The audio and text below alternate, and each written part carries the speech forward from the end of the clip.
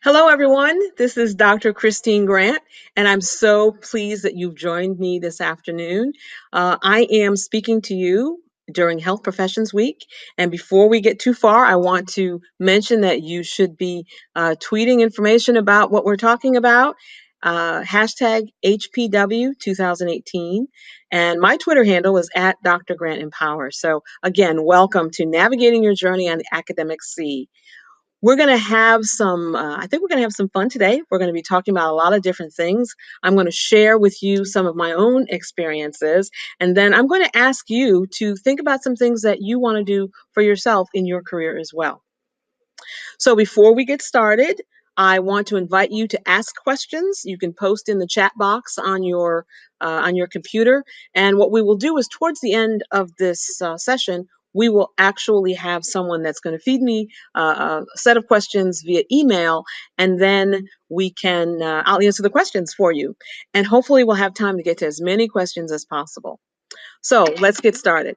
I'm going to talk to you today about navigating your journey on academic sea. And you can see my prop behind me, my boat, and you can see the guy up at the top who's working on this. Back, everybody. Can you hear me now? Can you see me now? Somebody put something in the post box to make sure that you can see me and hear me now. That way I will know that we are live and ready to go again.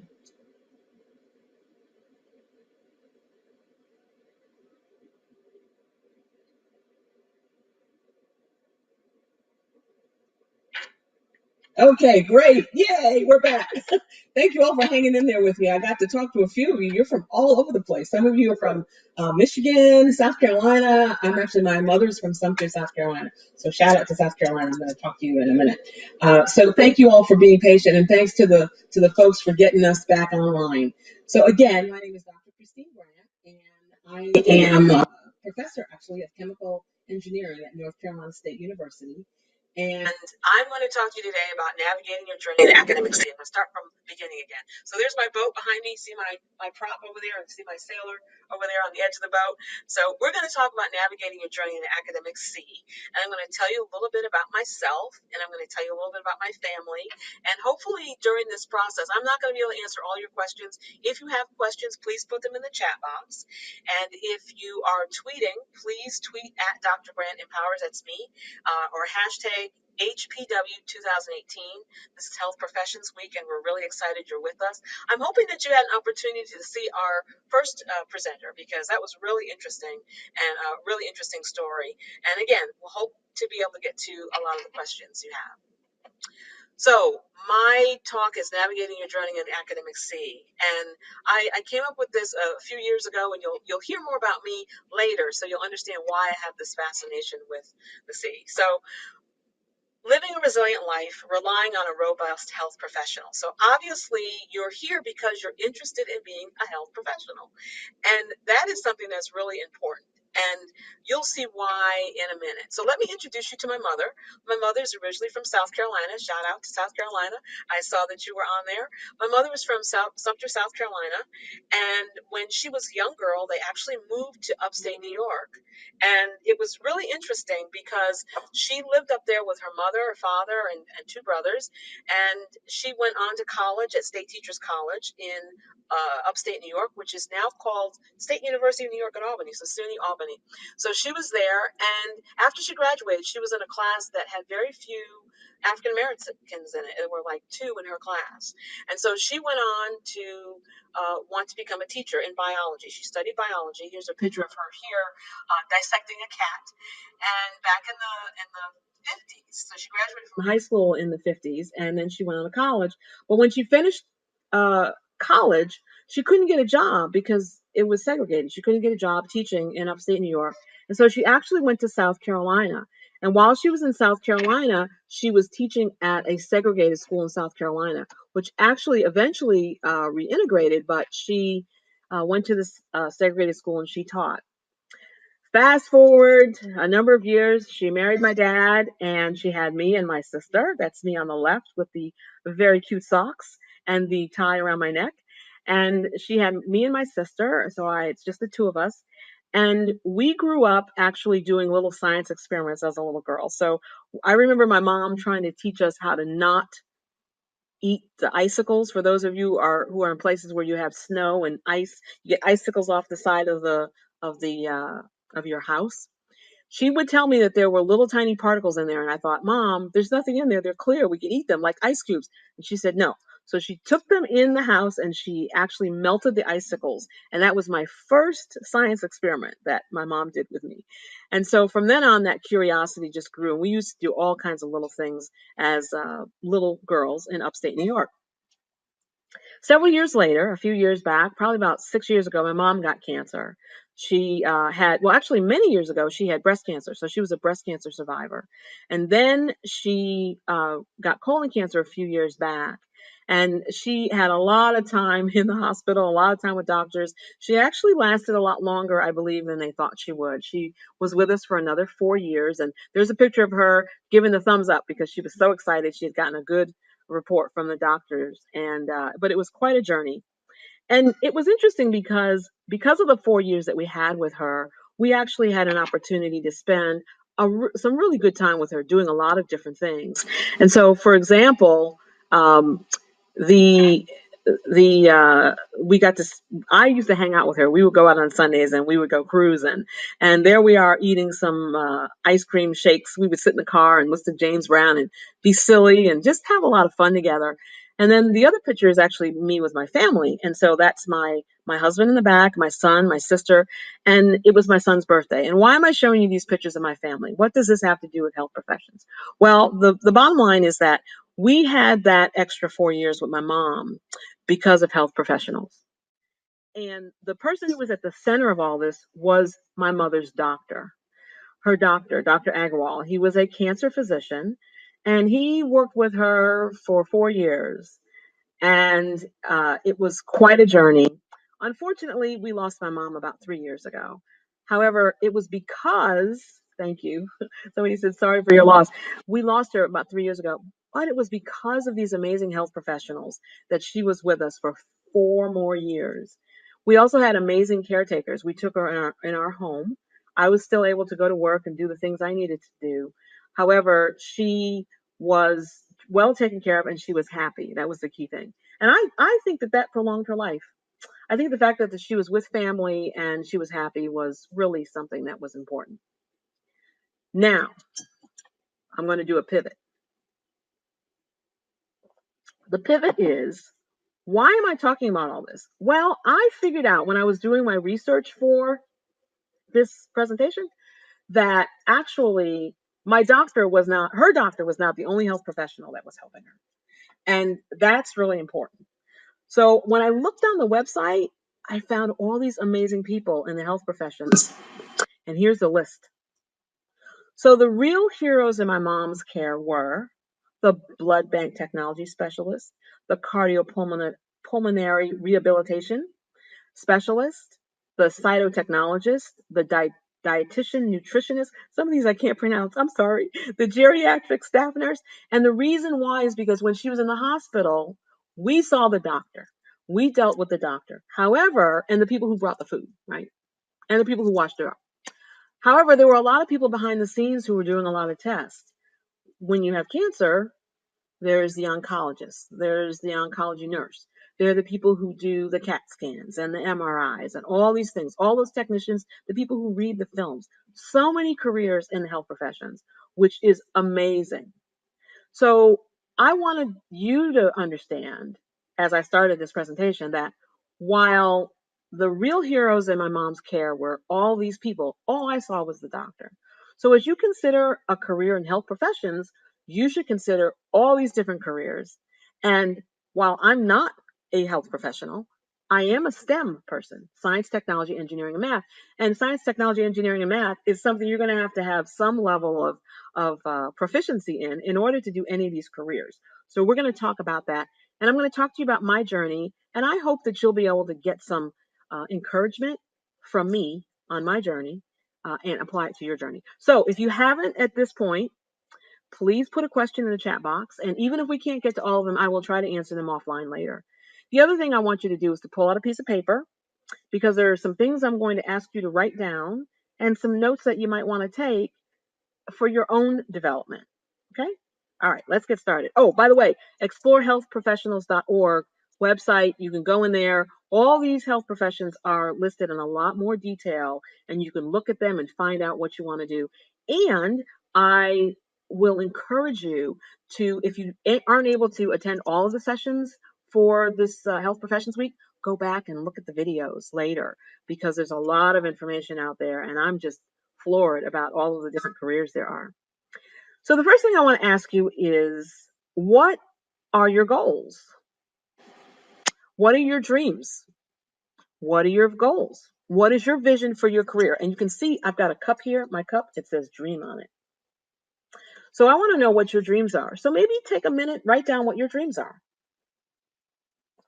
what your goals and what your vision. Some of you may already know. Some of you who are in college may already be moving in that direction. But I know when I was in college, I wasn't quite sure exactly what I wanted to do. So the whole idea is that there's this academic career box. There's a box that people put you in to do certain things. So in academics and research, mentoring, service, leadership, outreach, I want you to start to think outside the academic career box. So if you want to be a nurse, okay, that's great. What kind of nurse do you want to be? What kind of people do you want to work with? And then I want you to pursue that. So the other thing is, I love props, right? So I want to ask you, who's on your boat? See my little prop here, this boat? So who's on the boat with you? So let's say that you're driving the boat, you're driving for your career, and you got somebody in the passenger side who's kind of helping you out. Maybe it's a mentor teaching you how to go. And then you got people in the back. These might be your friends, your family. Now, I will tell you that not everybody who's in your boat is going to be happy about what you want to do. Has anybody ever experienced that? Not everybody is going to be supportive of you in what you want to do in your life.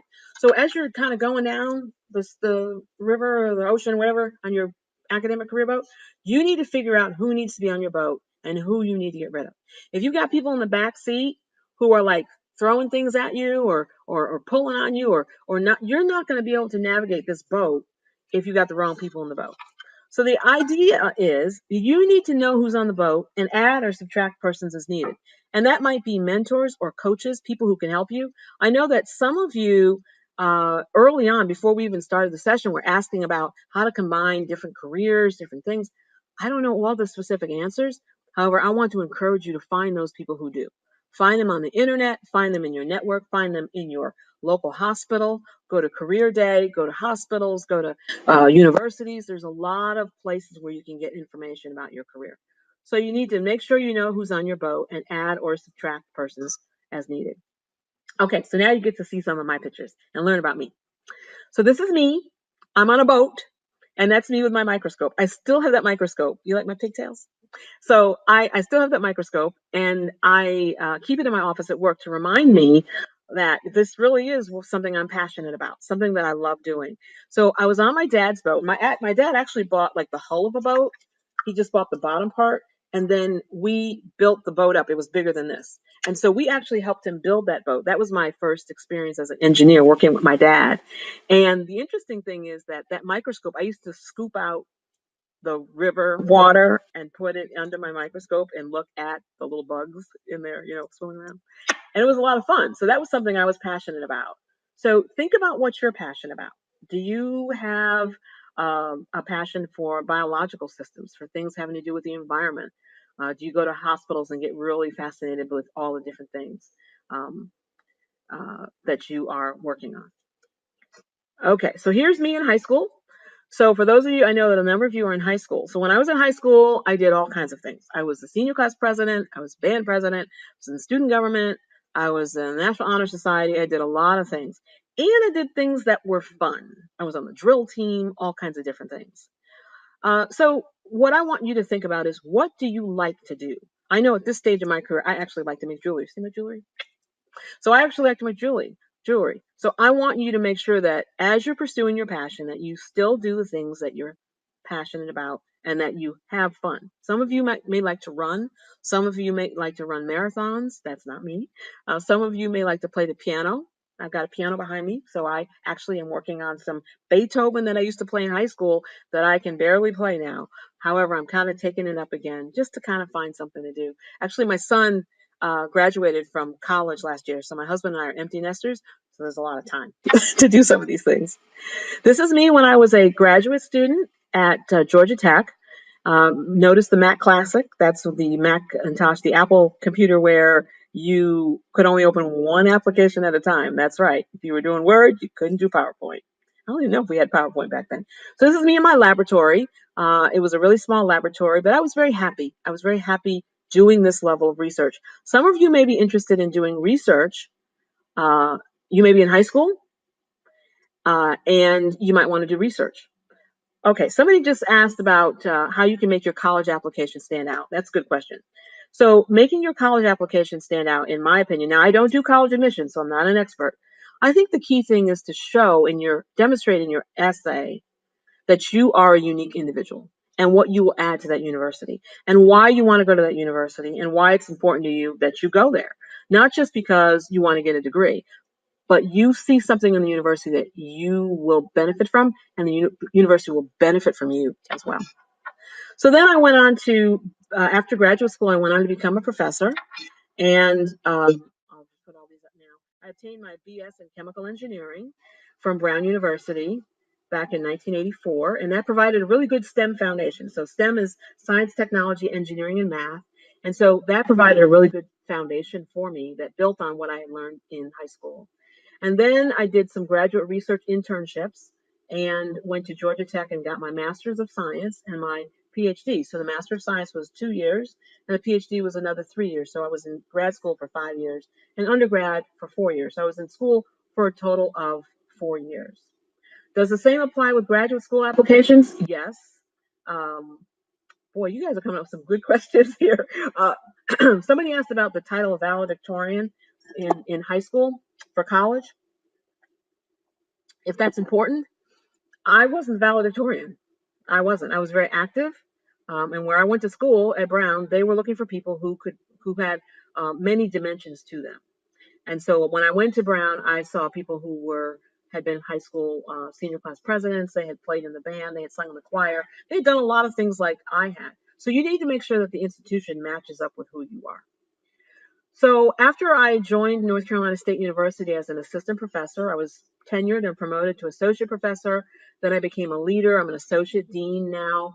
That means there's the department, and then there's the college, and then there's the university. So I'm associate dean, and I had a lot of people who were external advocates who supported me as I went through that. Let me back up for a minute where it says AA Women Fellowship. That is African American Women Fellowship. And what that means is that I was one of a few. I was the only African American. I was the first African American woman professor in North Carolina State University in the College of Engineering, which has now about 300 faculty. So I was the first African American woman and the only one for 16 years. So it was really important for me to find fellowship outside of engineering because it was important to me, may not be important to everybody. It's important to me to find people who look like me too could support me on my journey. I also had a lot of external advocates and coaches and mentors that helped me. And now I am empowering others in academic resilience. One thing I want to point out here is the key is that mentoring, coaching, advocates, and network are important, very important to who you are and what you do. So finding those networks are very important. I want to point out something about those pictures there. Those pictures up there with me and all that different hair. Why is that important? Because it talks about how comfortable I was with who I am. You'll see that first picture up there in the peach shirt, I was actually wearing my hair in a very traditional conservative way. And I did that for a while. And then I started to branch out and wear my hair natural and wear braids and things like that. Why is that important? It's important because I started to feel more comfortable being my natural self. And I thought I had to be a certain way. And that wasn't necessarily the truth. And so I want to encourage you to, as you go along and find your way, to be yourself also. And you're going to have to change a little bit, but the core of who you are needs to still be there. So navigating your academic journey requires the following things.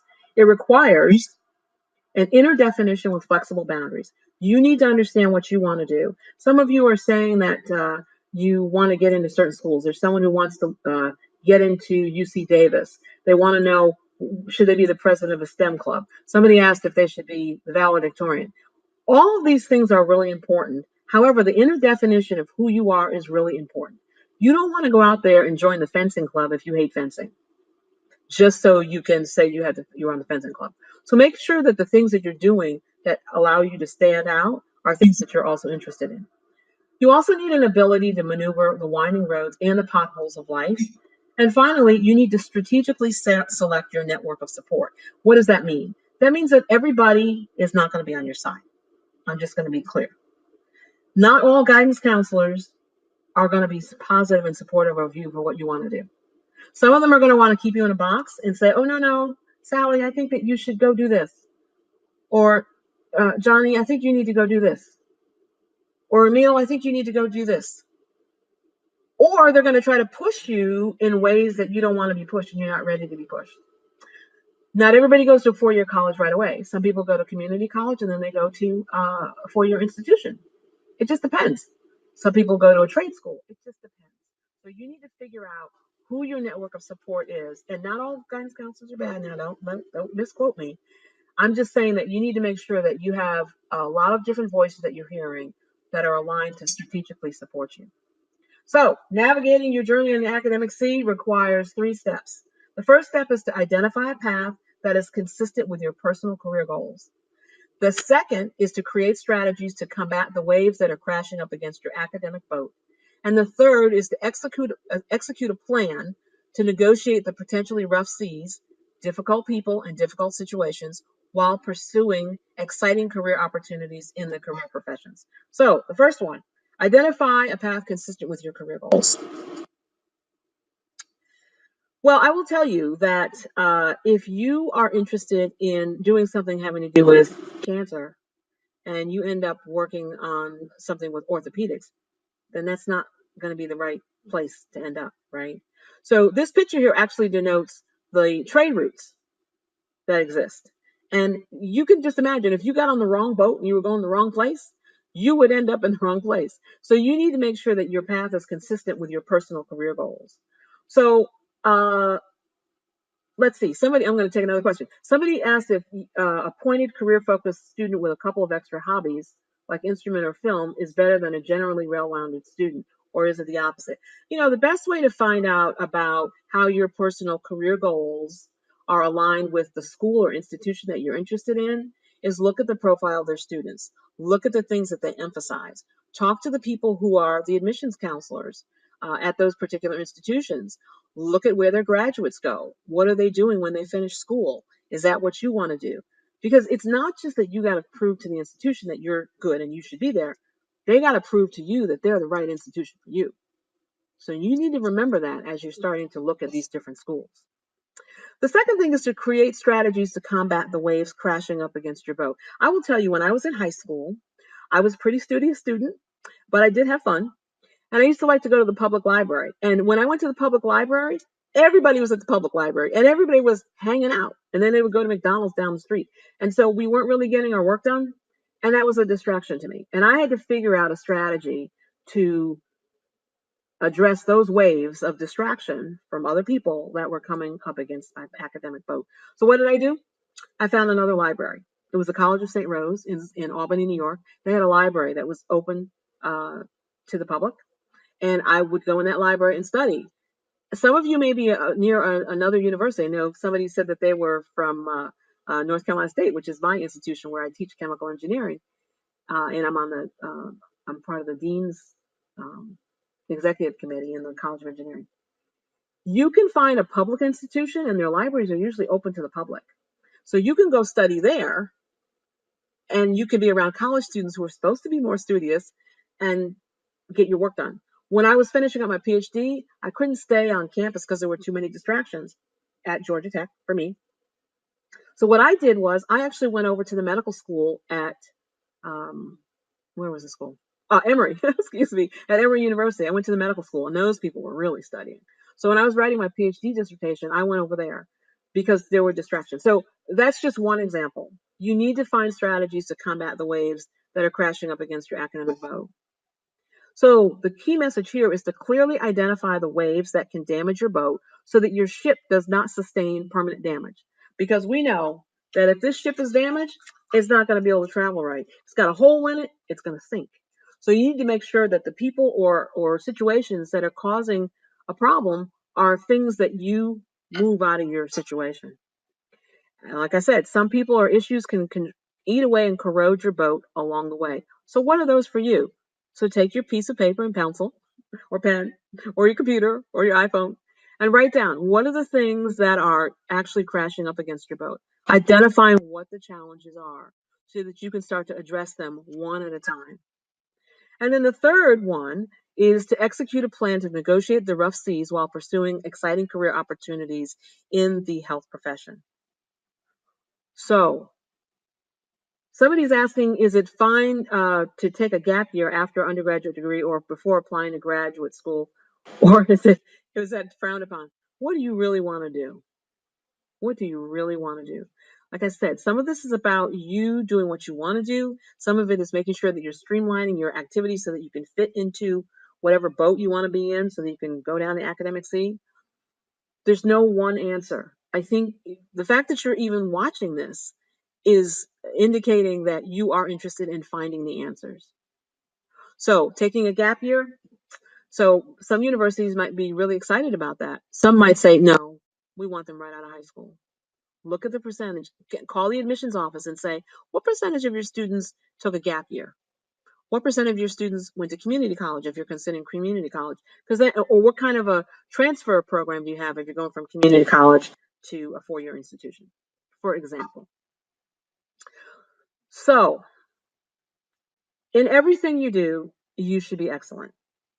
So I have acronyms for everything. So excellence, effectively x-raying your challenges, x-ray, medical term, because I want you to be able to be encouraged to effectively learn while leading logically. And I want you to be empowered to navigate clearly and to be enlightened. So effectively x-raying your challenges, encouraged to effectively learn while leading logically, empowered to navigate clearly, enlightened.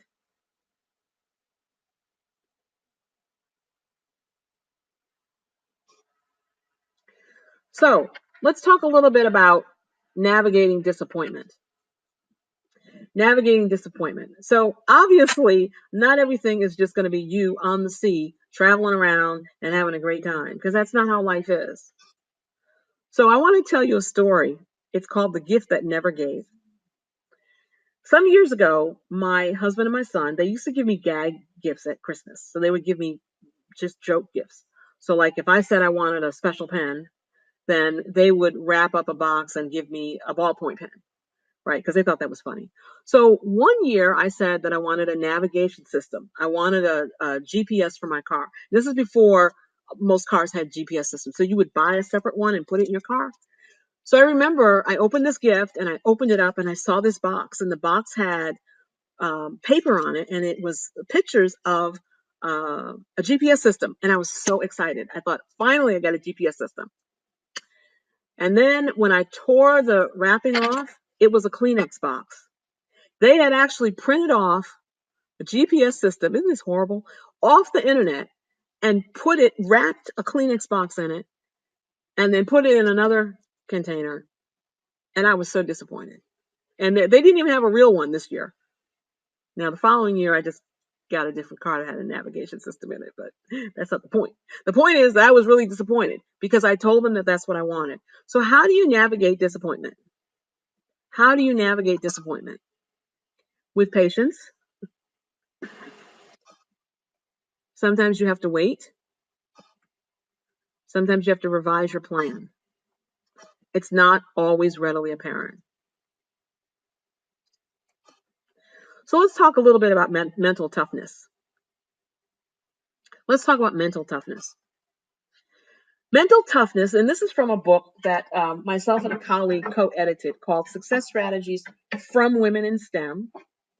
Success Strategies from Women in STEM, a portable mentor, and it's published by Academic Press, edited by myself and Peggy Pritchard. Now, you don't have to buy the book. Go to the library. It's online. There are electronic copies of it, and there are a lot of different chapters on climbing the ladder, mental toughness, time management. Somebody just asked about time management.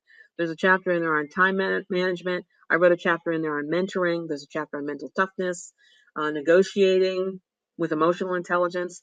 And these chapters were all written by different women. So I'm going to talk to you a little bit about mental toughness, because I think that's one thing that students need to have as they go along this journey. So mental toughness is not about being unfeeling, uncaring, or impervious to criticism and disappointment. It is not about being someone we are not. So people are going to disappoint you. People are going to criticize you. And you have to know the difference between somebody being mean and critical and somebody being really caring and trying to tell you, you really need to do this. Right? So I was in college, and freshman year, I was having trouble in the engineering class. And I went to the professor and he said, maybe you should change your major.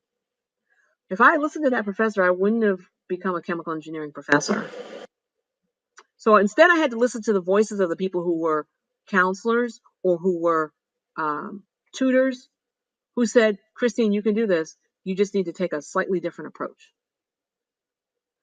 So he was thinking that I couldn't do it, but I knew I could.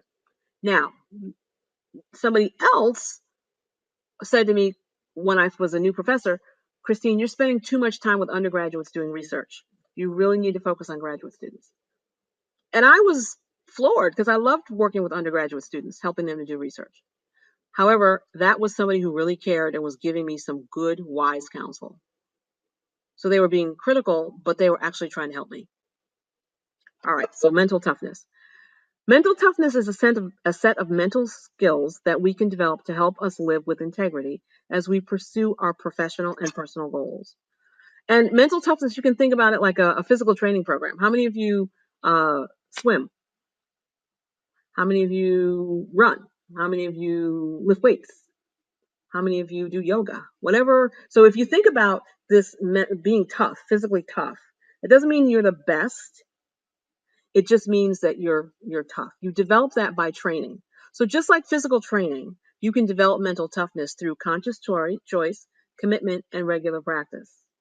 So you have to be intentional about being mentally tough. And you can learn it. It's not something that comes naturally necessarily, but you can learn to be mentally tough. So what does that mean? You have to have strength of will. You have to have mental agility.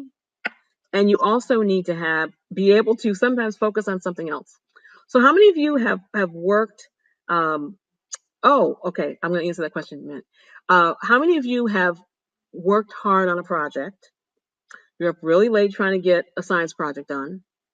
Maybe it's for a science fair if you're in high school. Maybe it's for a final project if you're in college. Some of you are getting ready to graduate, I think. And you are working on this project and you are just you just don't know what to do. Focus on something else. Somebody just said that they like to do art. I told you I like to make jewelry. I like to play the piano. Focus on something else. Take your mind off whatever it is that you're doing. Focus on something else for just a little bit and come back and work on that with fresh eyes. Sometimes you have to go to bed. Just go to bed, rest, and start fresh in the morning. Now, this is not rocket science. I'm not telling you anything I don't think that you've already heard before. It's just a matter of the fact that it's mental toughness. These are things that you can develop and you can work with people to develop. The other interesting thing is that if you know somebody who does this well, find out what their secret is. So I've done that. I've actually done that with people who I really admire.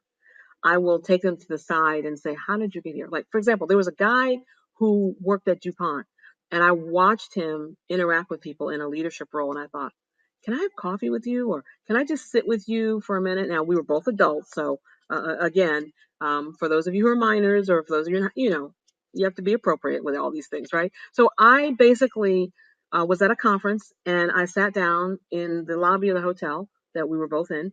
And I said, I just want to pick your brain. How do you manage your time? What do you do? How do you manage projects? How do you, get beyond disappointment? And I think if you start asking people those questions, people who you really admire, just say, can I have 5 minutes of your time? And ask them and keep a little journal. Write down what they say. That's how you can learn some of these principles. And that's how a lot of things that I've done have come to me because I've asked people. These are not necessarily mentors or coaches or advocates. These are just people you meet that you admire that you want to ask them a question. So along those lines, it's really important to create what I call a core competency team aligned with my core academic values. Somebody asked where they could get the book. The book is, you can get it online or through Elsevier Academic Press. Again, it's Success Strategies from Women in STEM. I would suggest, especially if you're in college, if your library has it, you can just look at it online. You do not have to buy the book, okay? So anyway, create a core competency support team aligned with my core academic values. So these are mentors, coaches, champions, and advocates. There are differences. I'll tell you a little bit about the differences. A mentor is somebody who kind of takes you under their wing and says, okay, John, this is what you need to do. Okay, Sharon, this is what you need to do. I'm going to show you the steps to get this done. A coach is somebody, generally speaking, who it's different than a coach like in an athletic event. This coach would be someone who says, okay, what is it that you want to accomplish? All right, let's write it all down. Let's come up with a vision. Okay, fine. And then you meet with them on a regular basis. I actually do coaching. I'm a certified coach. You meet with them on a regular basis and they talk to you about, okay, what do you want to talk about this week? What are you working on? Okay, and you tell them. And then the coach will just ask you questions in terms of to guide you gently to where you need to be based on what you've told them you want to accomplish, right? So it's a little different than a mentor. An advocate is somebody who advocates for you behind the scenes. Well, you may or may not know who your advocates are. So I'll give you an example. When I was a faculty member, I had some challenges regarding space allocation in my laboratory. And I was at the house of the president of the university, who was a woman at the time. And I said, this is what's going on with me. She said, what do you want me to do? I said, don't do anything. Don't do anything. I'm working on it. What I didn't know is that behind the scenes, she actually went and started advocating for me. I didn't find out until probably 8 years later that she had actually done that. So you can have an advocate who you don't know is your advocate, who supports you in the front, but then they're advocating for you behind the scenes. So, for example, for those of you who are applying for scholarships or financial aid, you may know people who work in scholarship groups. So you might have a local charity that has a scholarship, like a church or a foundation. You may know people there and you have presented yourself in a really positive way. And so they actually advocate for you during that time period. And a champion is just a champion for you. Okay, so moving along, excellence requires energy. Where will you get that energy from? There's so many things you're trying to do. You guys are applying for grad school, all these other things. Somebody asked the question about job shadowing and doing fun tests, fun tests like emotional intelligence Myers-Briggs personality test. Go ahead and take the test. I took the Myers-Briggs a long time ago. I can't remember what I was.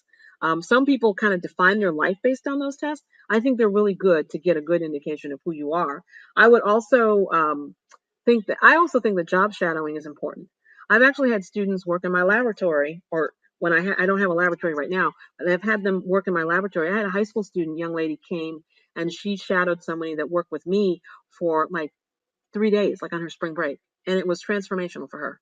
So yes, now make sure that you find out what the rules are with regards to if you're in high school, working on a campus, or volunteering. Some places don't like you volunteering. For those of you in college, you can take a course credit to learn about something. So you can take like in chemical engineering, we have, it's called CHE 597, or I think it's 497, where it's actually, you are it's a research course. So you work for a professor, then they give you a grade for doing research and working with them. So they don't have to pay you, but obviously you have to pay for the course, right? So excellence requires energy. Where will you get that from?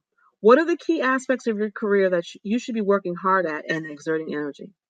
What career aspects do you need to diminish in importance and attention?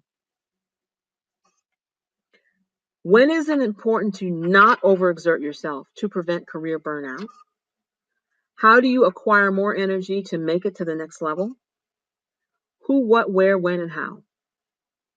So write down these questions on your paper and think about, what do you need to be working on? Some of you are asking the questions online, and I really appreciate the questions. You need to stop and be reflective and ask these questions and try to find the answers. So I'll tell you a little funny story. This is a side story. My son actually got his degree from University of Maryland, College Park. He does sports journalism. Now, we tried to get him to do sports medicine, sports law, maybe biomedical engineering, because my husband and I are both engineers. But he wanted to do journalism, and he loves it. He's working in social media. That's what he loved doing. He loved video games. He converted that into a career. So how can you convert something that you're doing into a career? Who knew that the video games he was playing, he's actually writing about those now. And he has a full-time job. He works in DC. So what are you passionate about that you can convert into something that is out there now? And I will tell you, let me take some water here. You need to be careful who you're asking for information from. You have to consider the source, because if you were to ask me whether you could get a job working in social media 5 years ago, I would have said, no way. But that's what he does. If you talk to somebody who's like, retired or almost retired, who is not in touch with the technology that's coming along, they may give you some good advice. However, they may not be able to give you the advice you need to go into the new and emerging areas. So just think about that. So now it's your turn. I want you to identify, create, and execute. We're not going to have time in this session to do all of this. I want you to think, though. Write down on your paper, identify, create, and execute. I want you to identify one area that you need to work on, whether it's in leadership, technical skills, mentoring, communication, your science, your English, your writing. You're all going to have to write at some point. So you need to make sure you can write well. You all are going to have to do some level of STEM. Somebody says that they're interested in nursing and anesthesiology. How can I prevent the stressors from such a strenuous career from getting to me?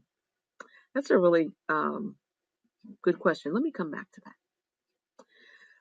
The next thing you need to do is to create an approach to develop an action plan, a list of exemplars who have accomplished what you want to do already in a positive manner. So let me go back to the question. If you are interested in doing this and you know someone who already does it, you can ask them the question you just asked me. Or you can observe, what do people do to reduce the stress? Do you really want to work in that field full time? Do you want to really work at a trauma? I don't know a lot about the health profession, so I might be using these terms wrong, but there are certain hospitals that are have trauma units where the trauma cases come to those hospitals. Do you want to work in that high pressure environment, or do you want to work in a different type of a hospital environment? So you need to think about the environment that you're going to work on, how critical. Critical care is always critical in the medical field. However, you can pick where you actually work and how much you work and how often you work. Do you work part-time? Are you supervising? Are you on the floor? Are you in the lab? What are you doing? So figure out who's doing that well and create a list of exemplars. And then execute what you need, the resources you need to execute your plan. I wrote down there recognition, rewards, retooling, reequipping, resetting. That is for people who are interested in moving up the ladder. So some people are in high school and you've asked questions about what we can do to have a stronger portfolio. Go after awards. Go after awards. Be nominated for awards. I don't self-nominate, but I ask people to nominate me. So it's not self-nominating, but I facilitate those awards. I remember in high school, I got a lot of scholarships. They were small, but they helped. They gave me a little bit of cash in the pocket. You can get awards that have no money associated with them. Start small. Identify some awards that you want to get. And don't wait for people to nominate you. Because sometimes they have I hate to say this, the golden boy or the golden girl in mind, that they are always going to nominate for those awards. Some of you may be feeling that and may see that happen. You're always kind of second. Nobody thinks that you're like the right person to do something. They always pick the smartest person, and you may be the smartest person, but they always pick somebody else.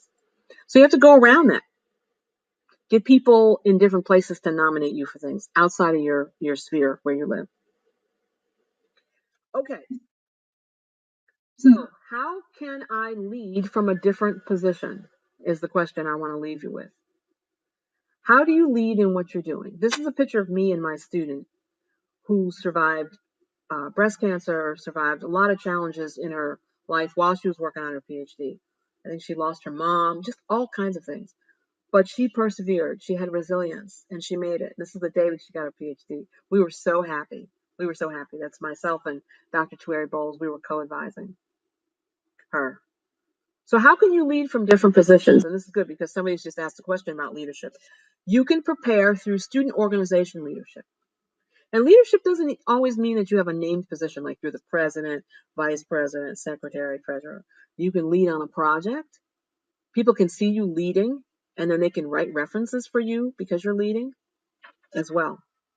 Membership in professional societies, a student liaison, civic and public service organizations, all kinds of ways that you can lead.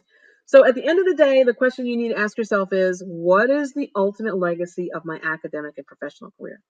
Who am I going to impact? Where am I going to impact those people? And how am I going to make a difference? So with that, I'm going to give you information about how, I want you to go deep, dare to explore your empowerment potential. That's a picture I took. I like taking pictures too. I took that picture in Puerto Rico years ago. So dare to explore your empowerment potential in the health careers. And here's a way that you can get in touch with me afterwards. That's my email, my website, my Twitter, and I have YouTube videos. And I want to tell you, look out for my YouTube videos that are coming out on navigating your journey in the academic sea. I'm going to do a monthly series, and you'll be able to look at those. So with that, I am going to go to my colleague. She sent me an email, I believe. Let me check here. She sent me an email that should have some of your questions in it. And I look forward to receiving that. And I can see some of your questions as well. And again, if I don't get to all the questions, I will answer them online. Okay, so here we go. Here are some of the top select questions, for Q&A, and I'll try to answer those.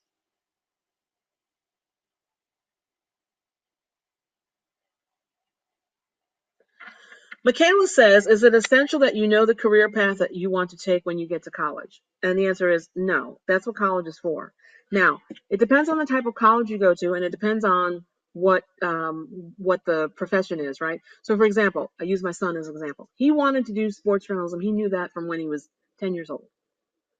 I knew I wanted to do engineering, and I knew I wanted to do chemical engineering because I had gone to summer programs, 2 weeks at UMass Amherst, 3 weeks at Northeastern, where I was in a program. I lived in the dorm, and there's programs for that as well. And that's kind of goes along with the shadowing. So in those two cases, we knew, but there are students who don't know. What you want to do is you want to get as broad a curriculum as possible. So if you know you want to do health professions work, you need to take your math, you need to take your physics, your chemistry, you definitely need to take your biology. So make sure that your base that you take your freshman year allows you to kind of branch off into different paths so that you have the options. So you want to provide yourself with enough options with the courses that you take. So no, you don't need to know. You don't need to know. And while everybody wants you to finish college in 4 years, and that's the best thing to do because it's less expensive, etc., sometimes it takes a little longer. Sometimes you go a different pathway. Some of you may have, I'm getting off track here, but I think it's relevant. Some of you may have family. You have family that you have to support. And so you may not be able to go straight. However, you need to make sure that you're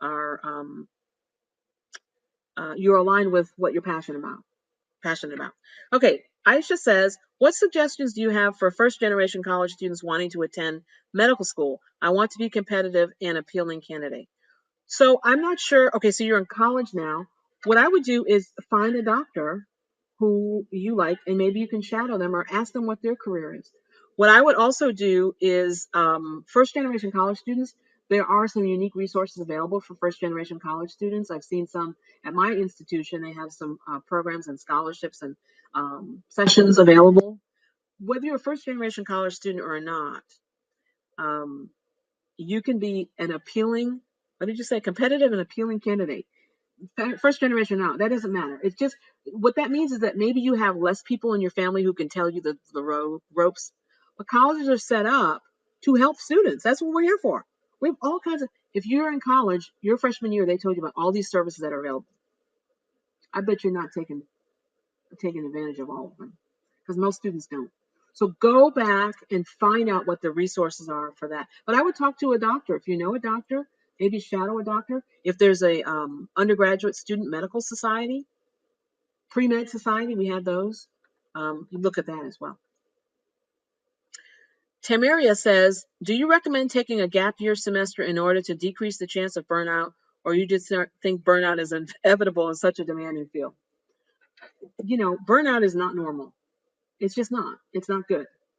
Um, for those of you who heard the first speaker, he talked about some of the challenges that he faced and how he got back on track. The bottom line is that burnout that causes you to mentally or physically shut down is not good. Working hard and being really, really tired and having a season of time where you're feeling like overly, oh my goodness, I got to get my PhD thesis done. Oh my goodness, I got to study for this exam. Oh my goodness, I got to get this paper done. You can feel that stress, but you cannot sustain it for a long period of time. That's the key. So if you are finishing up and you want to take a gap year, listen, you're going to work for the rest of your life. I've been working at this university and I'm at for 30 years almost. Do you think it matters whether I took a gap year or gap semester? No, because I'm still going to work for 30 years. So that's my answer to that one. So somebody said, hi, I'm interested in both law and medicine, maybe bioethics, but I'm not sure what career options would be best for those. If I wasn't able to do both, I would choose medicine, and I think I would be a hospitalist or a pathologist, but I'm not sure.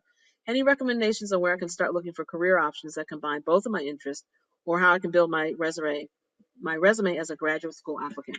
Again, find people who are doing what you want to do. Google online and find people who are doing what you want to do. Then go back and look at their resume and see what it took for them to get there. If you can't find their resume, go to LinkedIn. Maybe they're on LinkedIn. You can find out where they went to school, where they got their degrees, what their career path was. So you all have a lot of tools at your disposal that we didn't have when I was coming through. We didn't have the internet. We didn't have cell phones. We didn't have running water. No, I'm just kidding. We had running water. So, but there's a lot of resources out there that you can look at people who are doing what you want, and then you can work your way back to see where they started from, and that can help you with the path. Shanti Carter said, what advice can you give to academic advisors providing guidance to first-gen college students? I would go back to what I said before, that they should just use all the resources that are there, and that they're going to need perhaps a special level of encouragement because they don't have that from home from a perspective of knowledge. So they may have people at home, like my grandmother. I found out my grandmother did not, well, I know she didn't go to college. I don't know if she finished high school, but she was the staunchest advocate for me when I was in college. And my mother, of course, she went to college, and so she could advocate. They both advocated for me, but differently. So the idea is that if you can find the support you need, just recognize that they're not going to be able to help you with the nitty gritty, and you're going to have to use all the resources at your disposal. So I think the best thing you can do for first gen college students is to tell them what's out there and provide that support and network, and perhaps give them some role models or some people who have been real successful who were first gen college students. If you can find them, that would also be encouraging. Linda says, I've executed a lot of plans for my academic journey, yet I'm not so sure. What's wrong with me? Is there a way you could help me identify my real purpose? Seems like everything I do, I seem lost or I'm not sure. Seems like my journey in the academic sea is rougher than I expected. Yeah, that's a tough one. Not in 5 minutes, I can't answer that. What I would tell you is that, purpose comes from within, right? Purpose comes from wanting to do something and finding your purpose and then having your dream, right? So if you know what your dream is, you just need to identify how those pieces fit together to get there. And it takes time. And for some people, it takes longer than other people. I would say first of all, there's nothing wrong with you because we all go through that at some stage. There are different seasons in our life. Try to find different people to put around you. If you are trying to become a doctor, let's say, and the people that you are working with are people who just want to be X. I'm not going to name a career because every career is important. If they just want to be X, then you need to find more people who want to be doctors. Go to seminars and workshops. Enroll in some things. Go to the bookstore, Barnes and Noble. Other bookstores have lectures on things that you're interested in. You have to be proactive in finding out where people have been successful, and I think that'll help you with your purpose. Let's see. I guess I'll do two more questions. We started a little bit late, so I will take a few more questions. My question is, how will I be able to decide what I want to do my thesis and research on? I'm thinking about researching scoliosis and back pain because this is something I have. Is this a good topic to do research on? First of all, I can't tell you what a good topic is or not, but I will tell you that a lot of the things that people do in their lives come out of the pain that they have experienced. So, for example, I'm an associate dean of faculty advancement, and I help faculty to be successful because I had some unique challenges being the only one for a long time, and I want to make sure that my faculty never have to deal with any of that. And that's for all faculty, not just women or faculty of color, right? And so my passion grows out of something that happened to me. So you find that a lot of people who do certain things do it because of an experience. So somebody wants to be a cancer physician because they lost their father to cancer, right? So the fact that you are interested in scoliosis and back research is great because it comes out of your experience. I can't tell you which one is easier and which one is better, right? You're going to have to figure that out yourself by talking to different people.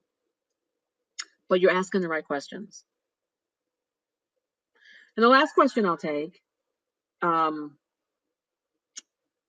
there's another one up there that looks kind of interesting. Okay, I'm actually worried that I'm too focused on my career plans and I may be too inflexible because of the set path I've put myself on. My academic interest is neuroscience and surgery. However, I have other outside interests that have no relation to my career goals. I feel like I have to give some of my passions up, for a single one. At this point, should I try to be creative in mixing my passions, or would it be, giving some up be the better, more focused alternative? I love to write, though I may not be able to publish books in the future. I suppose research could be a good writing outlet. Okay, so you probably shouldn't have asked me this question because there's so many different things that I do. I like to write. I like to make jewelry. I like to decorate plates. I like to play the piano. I like to sing in the choir. So many things I love to do. And somebody else was talking about that they're interested in music and science, but she doesn't know how to, or she or he doesn't know how to incorporate that into their life. They don't know if they should make music my focus or medicine. I also don't have so much confidence. So how can I do this? So here's the thing. There is not one answer. This is the person also that I also do not have too much confidence. So how should I get this confidence? I really want to be more social, but I really don't know since I'm scared to speak up. So I'm going to try to answer both of these. I keep talking about your passion. You can't do everything. There are unique ways to marry things together. Some people have done it. I think that you need to focus on something that you can complete and then figure out a way to incorporate the other things later. This is for the person who was interested in neuroscience. So focus on something that you can complete, which would be your undergrad degree, your postgrad degree, which I guess would be in medicine, right? Some people do MD, PhD, right? Where they're doing research and they're doing medicine. They practice medicine and they do research. That's really cool. So the thing is that if you want to do these things, you can incorporate them, but you can't do everything at the same time. Figure out one or two things that you can do and do well, because no one wants to see you doing 5 things and you're doing 5 things mediocre. You do 2 things really well, and then you can incorporate the others later. That might be good. So for the person who is interested in music, there's actually, I don't know what it's called. Is it music therapy? That you can use music to help people in the medical realm. One of my friend's daughters is actually doing that. So there's all kinds of things in the medical profession where you can incorporate art, you can incorporate music, or maybe you become a nursing professional and you use music in with your patients. See, all these things that we're talking about are kind of like a calling, right? So you have a calling on your life to do something, and you have a passion to do it. And if you marry your calling with your passion and your intellect, you're going to be like amazing. And you're going to be doing things that people are, wow, no one's ever done that before. It's because they're not you, right? So I want to encourage you to think outside the academic box, which is what I said earlier. Don't overdo it. You don't have to figure it all out today. Be excellent in the things that you're doing as well. Somebody asked, how do you make up for average academic grades in the beginning of your high school for college applications? Now in the last semester of the last year of higher grades. So here's the thing. You want to show them the trajectory, and you want to show them where you are now. You want to show them that you're excellent, and you want somebody else to be able to tell the story. Something happened that you had average academic grades at the beginning of your high school year, perhaps. Maybe there's a story behind that. So you tell that story as a part of your essay. You get somebody else to then vouch for and verify that story as a part of their recommendation letter. And for them to talk about the excellence that you can do in the future and to focus on your passion again and what you can do. So anyway, I know that there were some questions that I didn't get to, and I hope that this has been helpful. I've been really interested in hearing about all the different things that you all are interested in, and and the things. There's so many different combinations. So let me ask. Okay, I'll answer one last question. Could one shadow or find an internship in a career area that is exactly what one is looking into, or can it be more diverse? For example, a pediatrician shadowing an audiologist. Okay, so a pediatrician, well, why would you want to do that?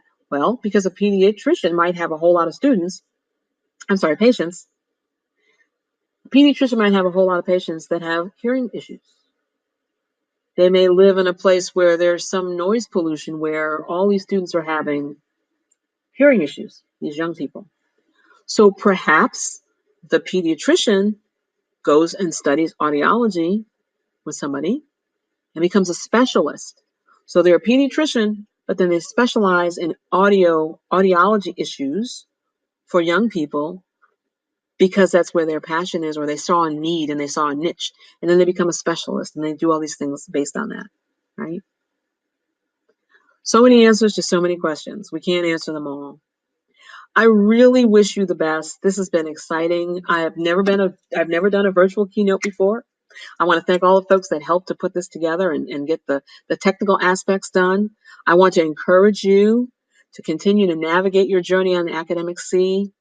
Let me know how you're doing. Follow me and go to YouTube because I'm going to be putting some stuff up and monthly things up for you to look at. And just keep asking the questions. You all have amazing questions and you're amazing people. The fact that you're even on here means you're amazing. Don't let anybody discourage you. Get those people out your boat so you can travel along and get to where you need to be. Okay. Excellent. You all, good luck with everything that you're going to do. I wish you all the best as you navigate your journey in the academic sea. And I expect that as I become older, that perhaps you will be that person in the hospital. I hope I never have to go, but we all do at some point. You'll be that person in the hospital, in the doctor's office, or you'll be the doctor or the nurse who's taking care of me because you have found your passion and you're doing great things. Thanks. You all have a great rest of the year and take good care of yourself. And most importantly, take good care of those patients. Bye-bye.